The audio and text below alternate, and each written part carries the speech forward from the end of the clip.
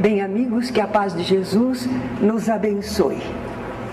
Nosso tema hoje são manifestações físicas espontâneas. Então vamos fazer de conta que nós todos aqui moramos num bairro e no nosso bairro começaram a surgir uns fenômenos lá numa casa de algumas pessoas conhecidas. E as pessoas estão alarmadas e o bairro todo está em polvorosa, porque estão acontecendo coisas, manifestações espontâneas. Como que, por exemplo? Que tipo de manifestações espontâneas? Que muitas vezes aparece aí na televisão, nos jornais, que tipo? O que é que acontece? Ninguém nunca viu? Nunca leu? Isso, combustão espontânea. A TV mostrou, não é? Uma família lá, a moça deitou ali no colchão direitinho, daí a pouco o colchão começou a se mexer todo e pegou fogo. Precisaram tirar rápido a moça. É, combustão espontânea, que mais? Pancadas, ruídos, não é? Pedras que caem. O pessoal fica procurando quem é que atirou. Não é? Que é isso que estão fazendo comigo? Então, todos esses tipos de fenômenos e foram espontâneos, não foram provocados. Quer dizer, ninguém fez uma reunião para chamar espíritos, certo? Não, foi espontâneo. Não é? Muito bem. Diante desses fatos, nós que somos ali do bairro, que somos espíritas, o que é que nós temos que fazer diante de fatos assim? O que é que nós vamos fazer? Porque é por isso que é nossa aula, né? Para a gente entender e saber como agir. O que é que a gente faz? Fica comentando também como todo mundo? Fica alarmado como todo mundo? Observar primeiro para ver se não é algo natural. Isso, nós temos que analisar. Será que é fruto de imaginação? Imaginação é assim, não existe nada, a pessoa começa a pensar, idealizar, imaginação. Mas às vezes é alucinação. Na alucinação é um pouco diferente. Não é que a pessoa começou a imaginar. Uma percepção ela teve, não é real, mas para ela é, porque ela está percebendo, interiormente ela está percebendo. A gente pode comparar com aquelas pessoas que bebem demais e têm delirium tremens. Então o que acontece com elas? Elas veem bichos subindo pelas paredes, elas veem um animal enorme à frente dela, não tem animal, mas para ela é uma realidade, é uma alucinação. E muitas vezes as pessoas dizem que os espíritas são alucinados, porque não existem as coisas e nós estamos vendo e achando que percebemos, não é? Então, será imaginação aquelas coisas todas? Será uma alucinação? Não, verificamos que não é. O que mais que a gente pode? Ela disse para ver se tem uma causa conhecida, uma causa física. O que poderia ser, por exemplo? Vamos dizer que numa casa estão acontecendo ruídos. Sabe o que o pessoal me contou? Que em certas casas do interior havia gambá no teto, no forro. E que quando eles andam, quando eles caminham lá, parece uma pessoa andando. Ratos. Que mais? Tem uma porção de coisa que pode provocar ruídos. Lembro também que a madeira contrai e dilata com o calor, com a temperatura. Então, às vezes, sozinha ela dá aquele estalo. Tá! Mas não é nada, é madeira só. Não tem nada a ver, não é? Então, nós temos que olhar. Olha o que Kardec diz. Cada um deve estar em guarda, não somente contra narrativas que possam ser, quando menos, acoimadas de exagero, mas também contra as próprias impressões, cumprindo não atribuir origem oculta a tudo que não compreenda. E ele diz que há uma infinidade de causas muito simples e naturais que podem produzir esses ruídos que, à primeira vista, são estranhos. mas que a gente não deve ficar imaginando, por exemplo, que os espíritos estão pela nossa casa, quebrando louças, derrubando as coisas, a todo momento, porque tudo que acontece, não, nós temos que ver as causas naturais do que acontece. Eu tenho 2 casos para contar. Eu estava passando alguns dias de férias com minha mãe, acho que em Serra Negra, e saímos para caminhar ali nos arredores, não na praça, não no centro, um pouco nos arredores, e pegamos uma estradinha de terra. Era de tarde, perto de 2 horas da tarde, sol. E nós caminhando e conversando, eu e mamãe, de repente escutamos, vou imitar, porque foi como foi mesmo, escutamos um som assim, um gemido dolorido, impressionante. Acho que se fosse meia-noite, né? Muita gente saía correndo, não é? Mas era 2 horas da tarde. Mas nós pensamos em gente e olhamos para ver se tinha alguém ali na margem da estrada, lá para dentro, não é? Não havia ninguém, mas o gemido se repetiu mais uma vez. Demorou um pouquinho novamente. Aí nós começamos a olhar, a pesquisar, procurando o quê? Uma causa natural. E encontrei. Havia árvores altas ali, e não muito grossas, finas. E uma das árvores, quando o vento balançava, ela ia para a outra e roçava o tronco. E produzia aquele som doloroso. E vejam que simbolismo, né? Porque realmente uma árvore deveria estar sofrendo, estão me cortando, não é? Mas era um ruído natural.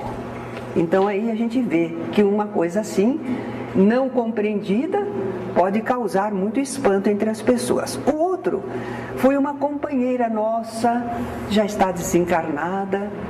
Ela trabalhava conosco aqui no centro e uma vez ela comentou comigo: Terezinha, na minha casa, no meu quartinho à noite, eu estou recebendo visitas de amigos espirituais. Eles provocam luzes no ambiente, eu fico tão emocionada. Ela era viúva, o filho já tinha casado, ela era muito solitária, então ela estava emocionada, feliz com isso. E eu disse, eu gostaria muito de presenciar, imagine, fenômenos luminosos, né? E ela disse, vamos lá na minha casa. Eu fui. Cheguei lá, né, na casa dela, quartinho assim de frente, que dava para a rua, e nós sentamos na cama, e ela disse, aguarde um pouquinho, que logo você vai perceber. E ela ficou em oração, eu acompanhei também, e daí a pouco realmente apareceu uma luzinha, e ela andava pelo quarto. E eu falei, realmente tem uma luz aqui, mas que tipo de luz é esse? Como é que é?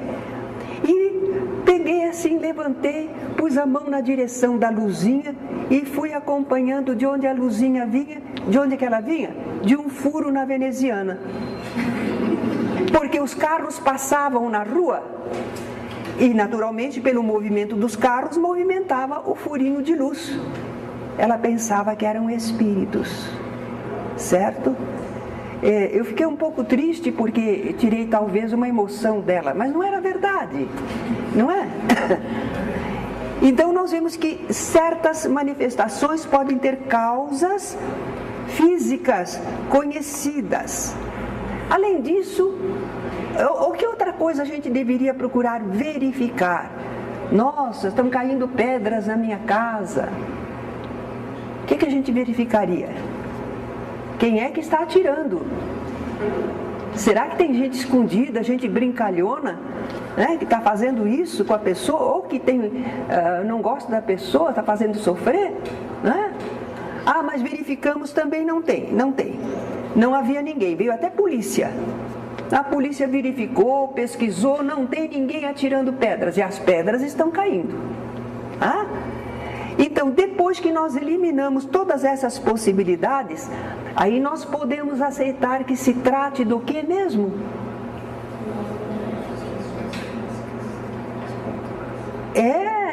Mas causadas por quem? Por espíritos. Que tipo de fenômeno? Os espíritos produzem efeitos intelectuais e efeitos físicos. Foi efeitos físicos no caso, não é? Muito bem. Nós já vimos em aula anterior como é que se produzem os fenômenos, não é? Vocês já sabem, isso é estudo de outra aula. Nós já sabemos que tipo de espíritos costuma produzir, são espíritos pouco evoluídos, ainda afins com a matéria, não é? Agora, então, uma vez que nós já sabemos que são espíritos produzindo realmente aquelas manifestações, o que nós vamos procurar saber? Olha como nós somos indagadores, né? Mas Kardec nos ensina, né? A analisar tudo. Agora nós queremos saber que espíritos são esses e por que eles estão fazendo isso? Por quê? Qual é o objetivo deles? Para quê? E o que vocês acham que pode ser? Por que os espíritos estão produzindo aquilo? Estão dando manifestações espontâneas, físicas, da sua presença. É uma das causas, não é? Ele quer pedir alguma coisa, ele quer dar sinais da sua presença. Eu estou aqui. Então pode ser isso. E aquilo que ele vai nos pedir, será que é uma coisa que a gente deve atender? O Espírito se comunica e vai nos dizer que quer missa. Não temos nada contra a missa, mas será que nos cabe ir providenciar uma missa para o Espírito? É isso que ele precisa? Não, ele não precisa da missa, mas das orações sim, e de esclarecimento da situação dele sim, certo? Então, quando for uma coisa justa e exequível, nós vamos procurar atender. Sabe o que pode também ele estar querendo pedir? Perdão. Perdão a alguém por alguma coisa. A gente pode ver se concilia, né? E assegurar a ele, não, já está compreendido, já está esquecido. Também pode ser que ele diga assim, paga para fulano que eu fiquei devendo para ele, não sei o quê. Está preocupado com isso. Não queria deixar uma pessoa em prejuízo. Isso nós podemos fazer, se tiver no nosso alcance, fazemos em nome dele, não é? Mas principalmente a prece, aquela prece fervorosa, sincera, atraindo, fazendo ele vibrar, pensar e além disso atraindo os bons espíritos para ajudá-lo, não é? Orientando esse espírito que está pedindo alguma coisa, querendo dar sinais de sua presença. Mas se for um espírito que quer perseguir, perturbar, e aí? O que nós fazemos? Fazemos prece também? Só? Não vamos procurar dialogar com ele? Né? Justamente dialogando é que a gente ficou sabendo que ele está querendo perseguir. E é bom ele ficar perseguindo? Ele não tem coisa mais útil para fazer? Melhor para ele? Então nós temos aí que esclarecer, orientar, não é? Para ele se renovar moralmente, seguir adiante. Esse é o nosso objetivo. É um trabalho. É um trabalho que na casa a gente chama de desobsessão. Mas como esse nome assusta as pessoas, nós estamos evitando falar assim para o público. A gente fala, não, precisa receber uma assistência espiritual. Só. Vocês vão dizer, estamos escondendo. Não, não é. O povo se impressiona demais. Obsessão. Demônio. Certo? A gente não pode lutar com eles. Então é para evitar aquilo que as pessoas sentem e inculcam. Então a gente está falando, não, uma assistência espiritual. Às vezes os espíritos influem, isso é natural, mas a gente pode fazer uma assistência espiritual. Tá? Por isso que vocês vão notar que muitas vezes a gente não fala para o público de desobsessão. Tá? Embora a gente faça desobsessão. Né? Bem, Kardec, em Obras Póstumas, tem um item 58 muito interessante sobre manifestação dos espíritos. Porque nós estamos às vezes diante de um espírito difícil, mau e querendo prejudicar. Então ele diz que às vezes nós queremos domar o mau espírito, não é? Como se fosse um animal, domar. Mas ele diz o que é que a gente precisa para domar o mau espírito. O que será que a gente precisa para domar o mau espírito? O que será? Buscar as causas em si mesmo. As causas em si mesmo. Hã? Isso. Antes é preciso domar-se a si mesmo. Vontade secundada pela prece sincera, pedindo a força que nos falta para vencermos nossos maus pendores. Interessante, não é? Primeiro a gente tem que ter condições para poder influir sobre o outro, não é? Agora ele diz também orar por aquele espírito. E aí é muito interessante porque é um ponto que nos esclarece alguma coisa. Kardec diz que quando nós estamos orando por um espírito, por um nosso irmão que está desencarnado, e ele quer fazer o mal, nós estamos retribuindo com o bem. Nós estamos fazendo o bem a ele. Ele quer fazer o mal, mas nós estamos procurando fazer o bem a ele. Isso nos faz melhores do que ele. É uma superioridade e nos dá autoridade moral.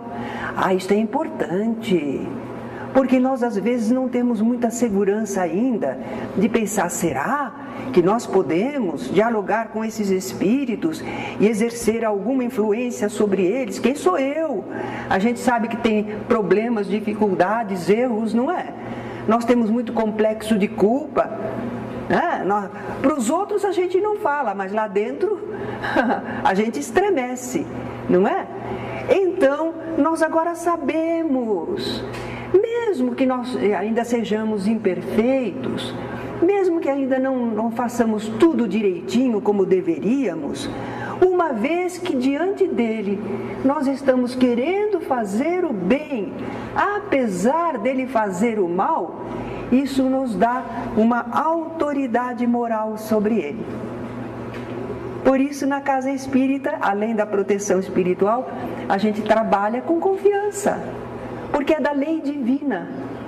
Assim como o bem é mais positivo e o mal é negativo, e o bem então predomina em proporções iguais, não é? Porque muito mal e um tiquinho de bem não vai dar, não é? Mas em proporções iguais, o bem predomina, é da lei divina. O bem é positivo, não tem problema. Então também nós, a autoridade, porque lá a gente aprende, não precisa autoridade moral para lidar com esses espíritos. E a gente diz, eu não tenho autoridade moral, quem sou eu? Eu sei dos meus problemas, das minhas deficiências, mas se você está ali querendo ajudar, sinceramente querendo ajudar, fraternamente, então você tem autoridade moral sobre ele. Você não tem autoridade moral sobre todo mundo, mas sobre ele você tem. E isso funciona diante da lei divina, né? Agora, outra razão pela qual os espíritos provocam essas manifestações espontâneas é como brincadeira, para assustar as pessoas e se divertir com o medo das pessoas. Ai, que coisa!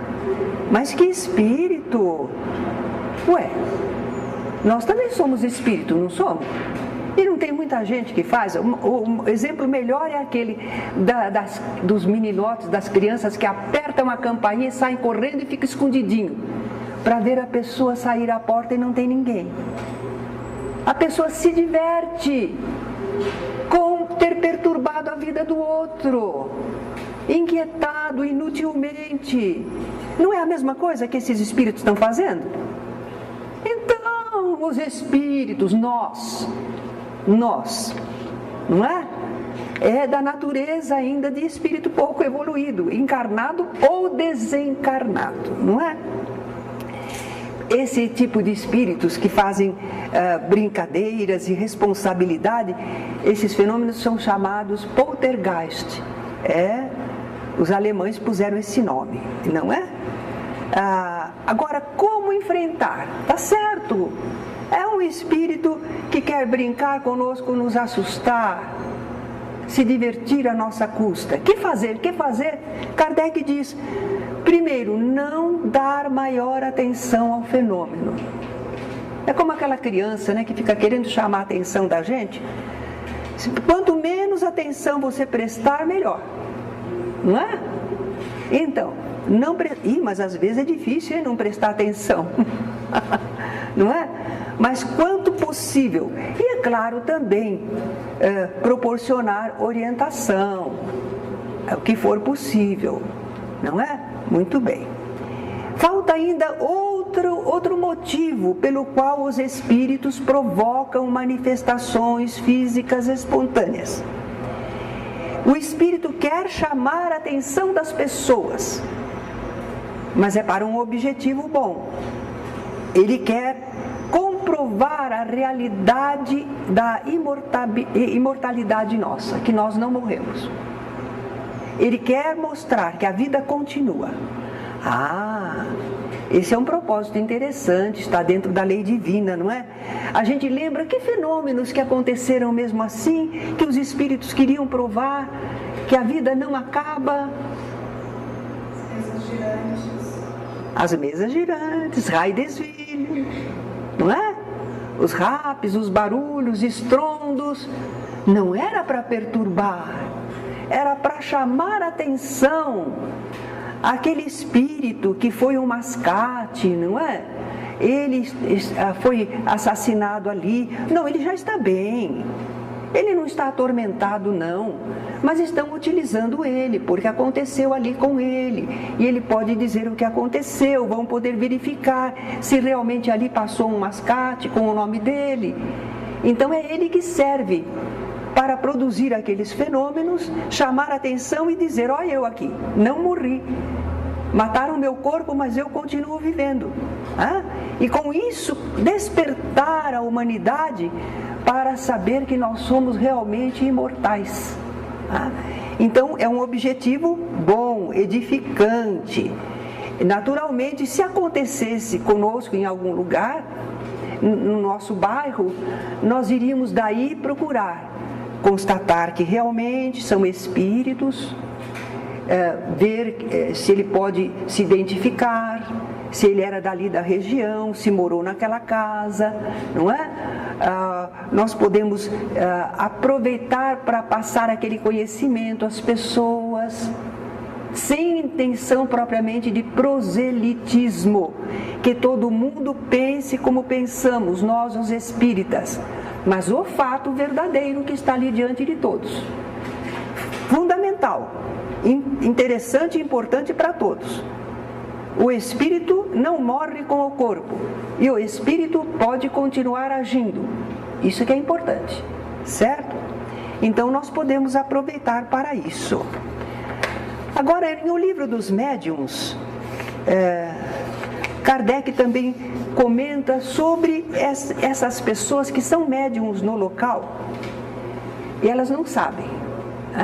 Elas não sabem que é por causa delas que os espíritos conseguem atuar. Os parapsicólogos, que embora sejam até padres, mas são de linha materialista no nosso modo de ver, porque eles querem explicar tudo como coisa do mundo material, eles costumam dizer que quando acontecem esses fenômenos, no caso daquela jovem que a gente viu na televisão, que o colchão pegava fogo, atrapalhava a família toda, porque a roupa do varal pegava fogo, dentro de casa pegava fogo.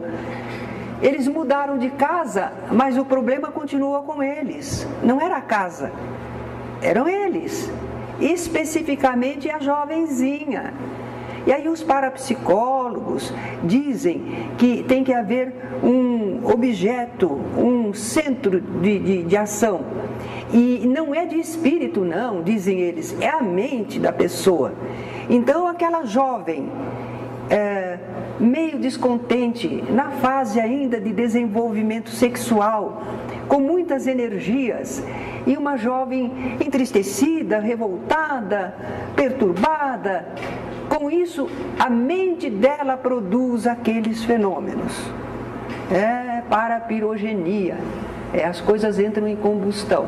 É uma tentativa de explicar. Realmente, às vezes, aquela moça é o centro, ela que fornece o quê? Ectoplasma. Para os espíritos poderem agir. E geralmente é aquela fase, porque se ela estivesse bem canalizada nas suas energias, ela não sobraria para espírito nenhum ficar utilizando. Mas como a pessoa está na fase de expansão de energias, o ectoplasma é também uma espécie de energia relativa ao corpo, né? Não é espiritual, é material. E os espíritos têm que usar para agir na matéria. Então, realmente, ela está sendo o foco. Mas não é ela que está produzindo com a sua mente. Ela não está idealizando e comandando aquilo. Os espíritos estão utilizando. Quer dizer que eles param na metade. Eles querem explicar tudo pela ação dos próprios encarnados. E por isso que eu digo, eles são às vezes sacerdotes, mas estão falando contra a ideia da espiritualidade. Não é? São materialistas. Bem, então, desses médiums, Kardec vai dizer: as pessoas que sem o saberem possuem faculdades mediúnicas, capazes de serem utilizadas para a obtenção de tais fenômenos, são denominadas médiuns naturais. Nós fazemos aqui as aulas sobre classificação de médiuns e damos a classe geral, não é? Médiuns de efeitos intelectuais e de efeitos físicos. Mas Kardec, no livro dos médiuns, ele põe muitas classificações. E ele põe classificação médium natural, é aquele que possui uma faculdade especial, embora sozinhas, pela própria vontade, nada consigam, mas é preciso que um espírito queira. Quer dizer, para acontecer o fenômeno, tem que haver um espírito e ele querer. Porque se ele não quiser, ele não faz. A pessoa tem um ectoplasma, mas ele não quer trabalhar nada, ele não quer fazer nada. Então não faz. Primeiro ele precisa querer, né? Ele tem um objetivo, um motivo para agir, né? Em seguida, frequentemente, é preciso que encontre essa pessoa, esse médium, no lugar onde ele quer agir. Isso não é muito fácil. Pode estar, às vezes, na redondeza, mas tem que estar na proximidade. Porque ele tem que retirar o ectoplasma e utilizar. Se a pessoa estiver muito longe, não dá, né? Esvanece. Não dá. Então tem que estar no local ou nas proximidades. E será que isso é fácil de achar? Basta ver entre nós. Quem de vocês já presenciou fenômenos de efeitos físicos espontâneos? Tem muito? Não tem. Existe. Mas não é assim em contra disso.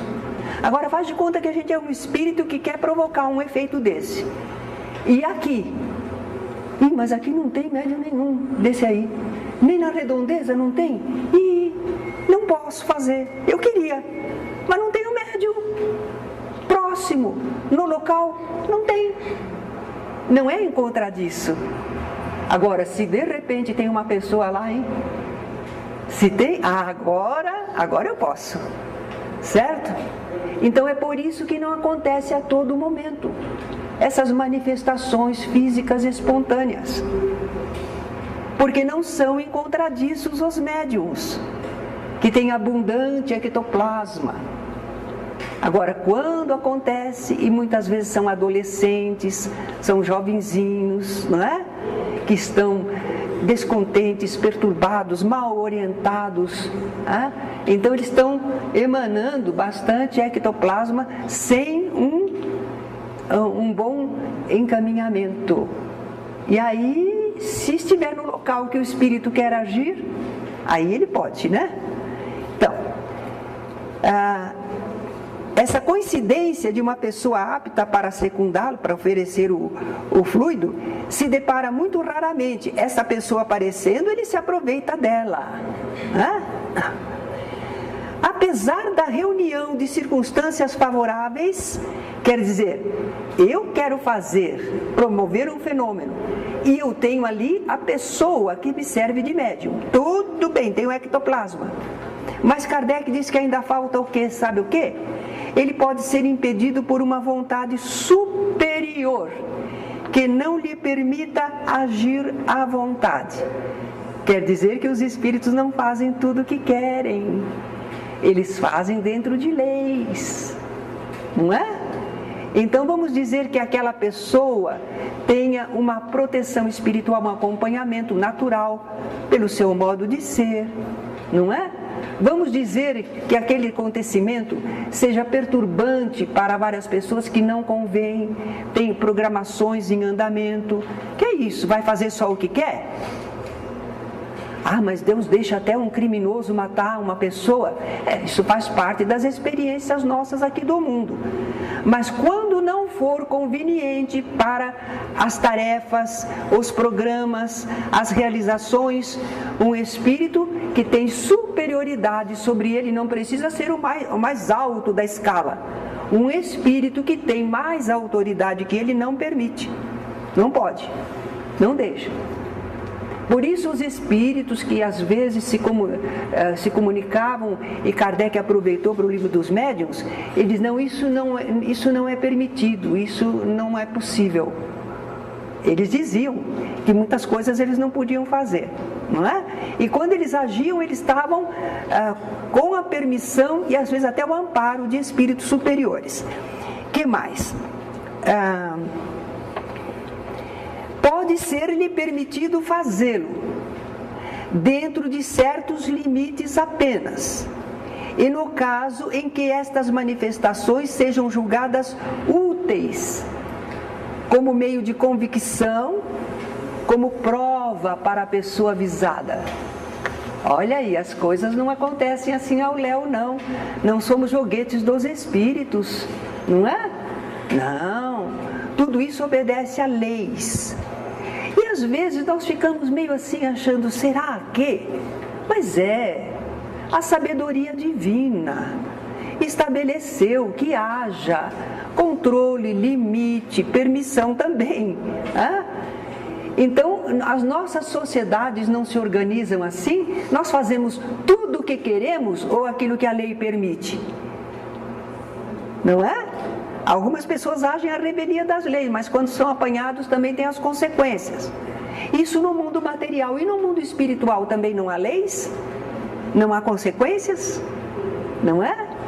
Então tudo isso não está ao acaso, tudo obedece a leis.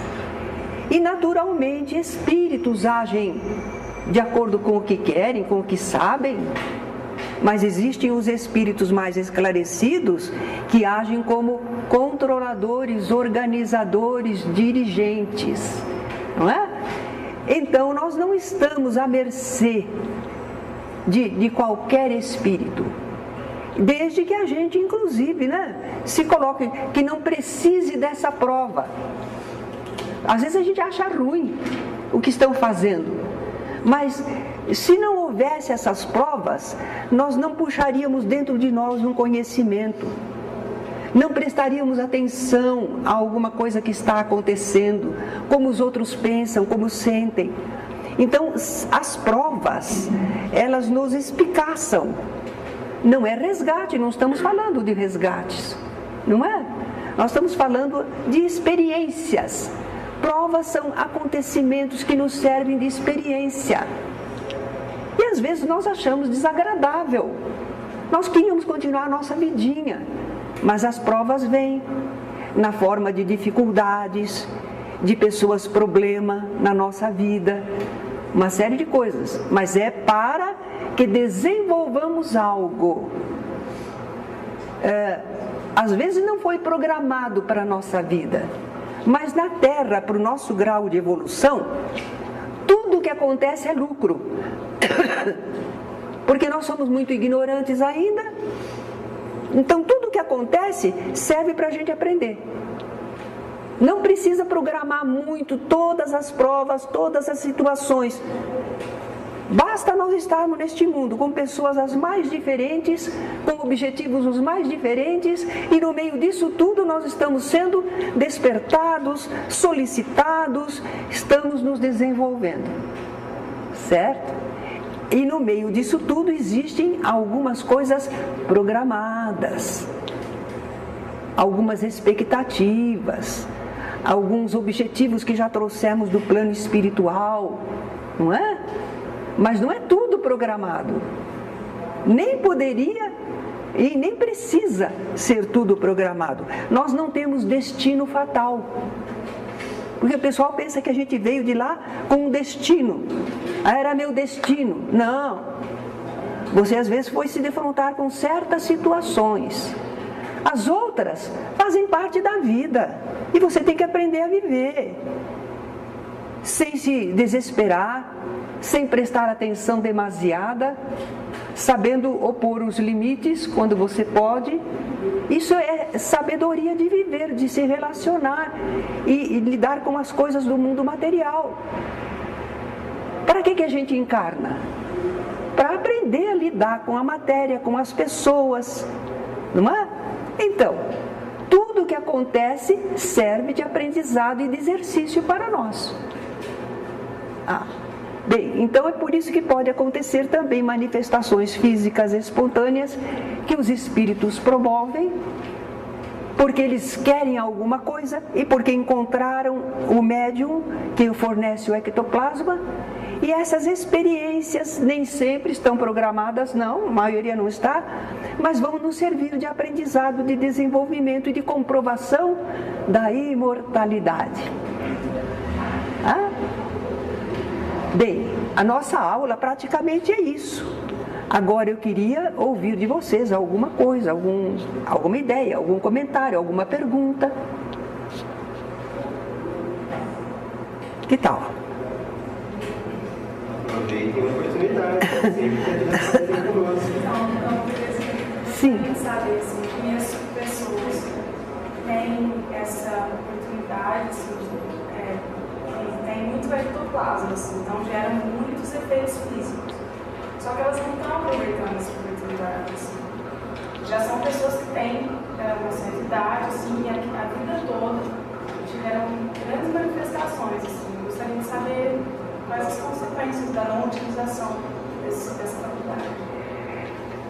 Jesus dizia: não julgueis para não ser julgados. Avaliar, analisar, nós podemos, para procurar entender. Uma pessoa, a gente percebe que a vida toda ela ensejou fenômenos de efeitos físicos, mas ela nunca se aplicou a trabalhar com esse seu potencial.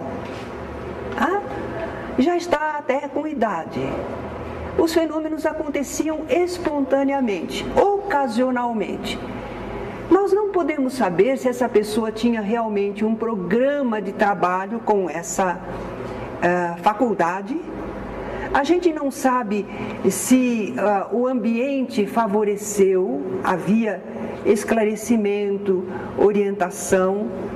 A gente não sabe se foi... No caso que eu conheço, é um amigo meu. Sim. A família é espírita, assim, tem uma pessoa extremamente inteligente, intelectualmente muito desenvolvida, compreende de forma racional o espiritismo, mas ainda sente medo, assim. Sente medo, então é porque faltou para ele alguém que o ajudasse, porque o médium é como vocês estão no 2º ano. Muitos de vocês, quem sentia medo? Olha aí.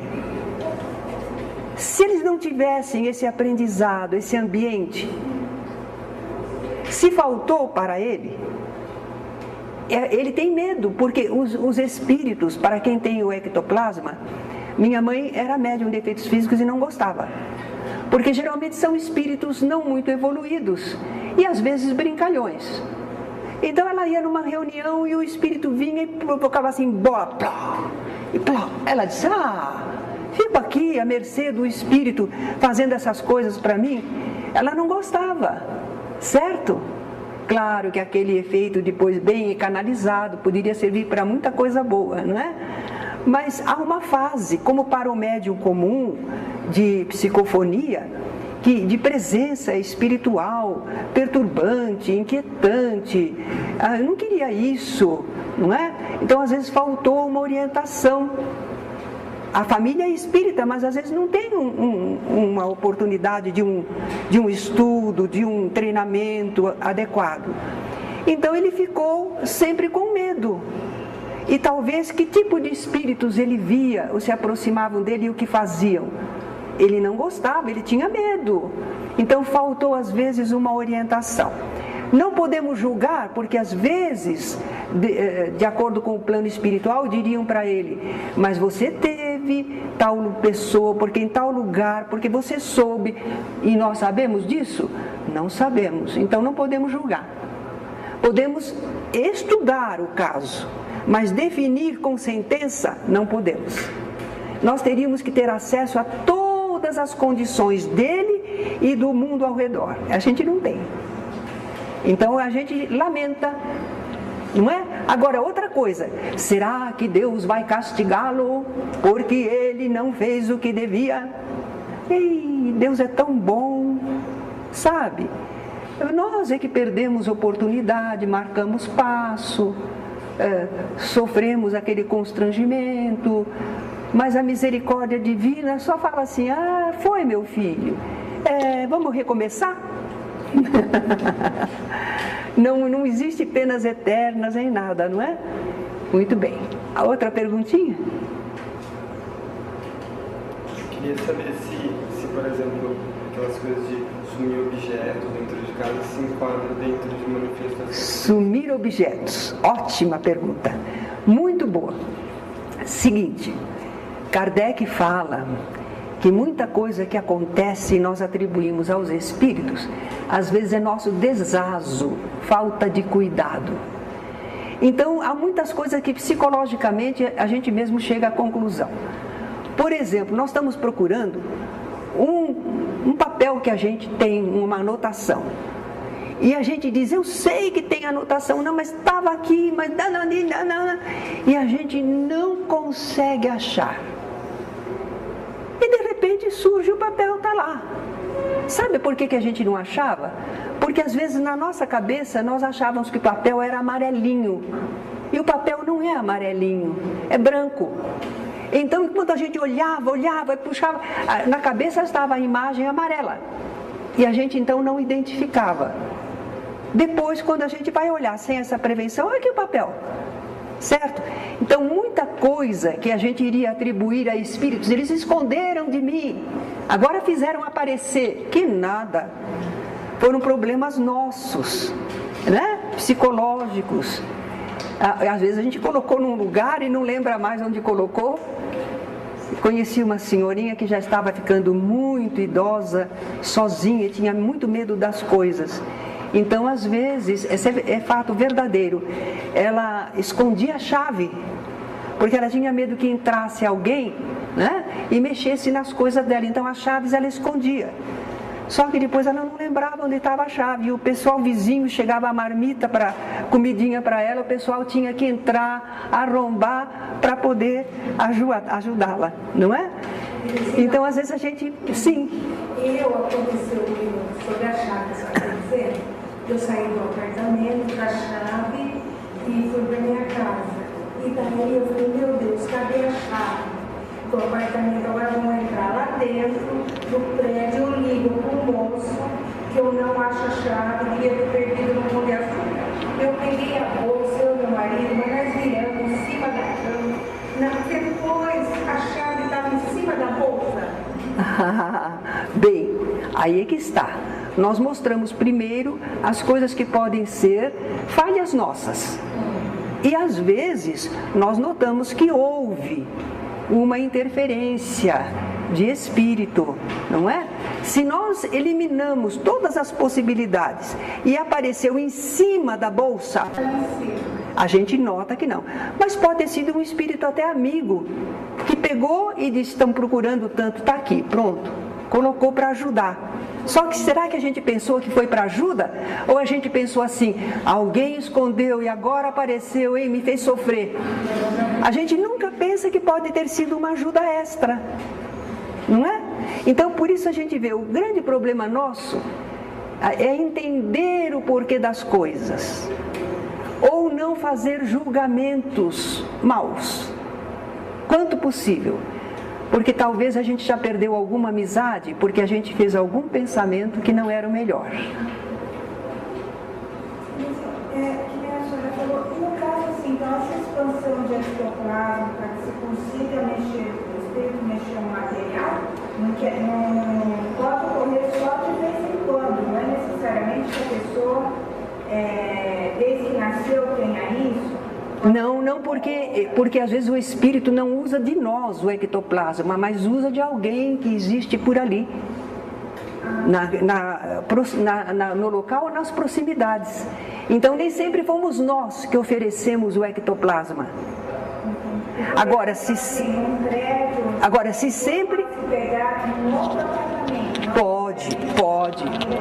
Pode.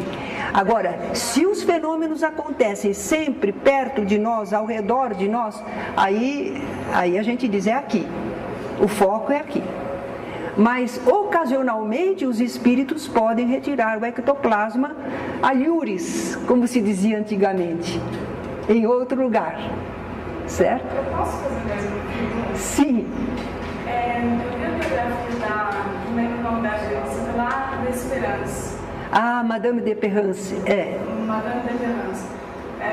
E queria entender qual era o objetivo, porque assim, pelo jeito ela sofreu muito, assim, com os efeitos que ela provocava, né? Ela conseguia provocar através dos espíritos. E eu lembro que, a partir do momento que ela começou a frequentar as cerimônias mediúnicas, sempre apareciam flores de outros lugares, japoneses, nunca vistas assim. Transportavam flores de outros lugares. É um efeito físico. E aquilo deixava ela muito cansada. Ela se sentia extremamente esgotada. Aí eu queria entender, parecia uma moça lá para ela, tinha uma mocinha que ia lá e levava. Olha, os espíritos procuram estimular o médium de efeitos físicos, porque justamente como minha mãe, ele doa muita energia, gasta, consome energia, ele se sente depauperado. O fenômeno de efeito físico não pode ser realizado todo dia, toda hora. É feito quinzenalmente. Quando for semanalmente, a pessoa precisa se recuperar, é como doação de sangue. Certo? Ela doa, porque é consumido, uma parte volta para ela, mas uma parte é consumida com o fenômeno. Então não pode fazer muito, por isso que ela se sentia depauperada, e conforme o que o espírito precisava fazer, ela tinha sensações que não lhe agradavam. No caso de Kate King, a médium Florence Cook, o espírito precisava animá-la. Coragem! Não, estamos produzindo algo bom, certo? Porque o médium não é que ele diz assim, está lá quietinho e tira meu ectoplasma. Não é assim, né? Então, muitas vezes os espíritos bons animam o médium, porque é um trabalho. É a mesma coisa que o médium de psicofonia. Ele tem que ser estimulado, compreender, porque ele começa a sentir a aproximação do espírito, e o espírito é sofredor. Ele mentalizou que ele sente uma dor ainda, ou que ele está angustiado, ou que ele está no meio do fogo, e o médium está sentindo o que ele sente. Conforme a mediunidade está sentindo junto. Então, toda mediunidade requer, é por isso que a gente diz assim, prestar a caridade. O médium está prestando a caridade, porque ele aceita viver por um pouco o clima do espírito, para que o espírito possa conversar conosco e ser ajudado a sair daquela ideia. Quando termina o fenômeno, os amigos espirituais ajudam e o médium se sente bem. Mas ele não pode ficar fazendo isso o dia todo. O médium de efeitos físicos, ele deve, geralmente tem quinzenalmente, que é o tempo que ele precisa para recompor as energias. Certo? Era isso que ela sentia. Mas essa sensação, esse cansaço, tinha um merecimento espiritual de estar servindo às demonstrações, contribuindo para o progresso da humanidade. Bom, agora eu agradeço que está na hora da tarefa de vocês, não é? São assuntos fascinantes. Todos eles entendidos à luz da doutrina espírita, com os livros, por exemplo, do Leon Denis, No Invisível, não é? Com o livro dos médiuns, nós podemos compreender esses fenômenos e não nos ficarmos encantados com ele, porque de repente uma pessoa, eu sou médium de efeitos físicos, e fica querendo demonstrar toda hora, porque ele não sabe o que está fazendo. Então a doutrina espírita nos ensina a trabalharmos com essas nossas faculdades, com essas nossas forças, energias e com a presença de espíritos mais evoluídos, menos evoluídos. E no meio disso tudo nós mantermos o equilíbrio que devemos ter, não é? Porque sabemos o que fazer, como fazer, quando fazer, para que fazer. É a diferença para onde existem os fenômenos também, mas não existe o conhecimento da doutrina espírita. Abençoada a doutrina espírita. Obrigada.